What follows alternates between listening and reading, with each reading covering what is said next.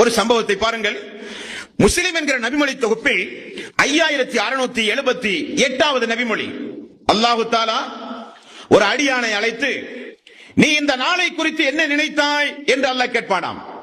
அவன் சொல்லுகிறான், அல்லாஹ்வே உன்னை நான் விசுவாசித்தேன், தூதரை நம்பினேன், வேதத்தை ஒப்புக்கொண்டேன், இந்த நாளை அஞ்சினேன், ஆகவே தொழுதேன், நோன்பு வைத்தேன், ஜகாத்து கொடுத்தேன், ஹஜ்ஜுக்கு சென்றேன், தர்மமும் செய்தேன் என்று சொல்லப்படும்.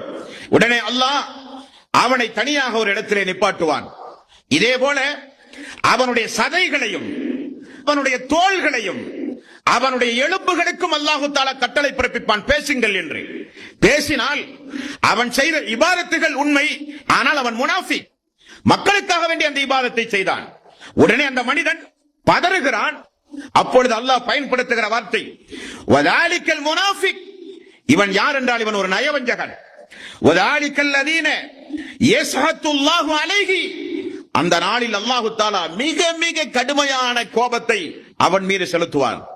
மிக கடுமையான கோபம் அல்லாஹு தஆலா இப்படிப்பட்டவர்களின் மீதுதான் அல்லாஹ் செலுத்துவான் என்று நபிகள் நாயகம் ஸல்லல்லாஹு அலைஹி வஸல்லம் அவர்கள் சொன்ன செய்தியை பார்க்கிறோம் என்பர்கள்.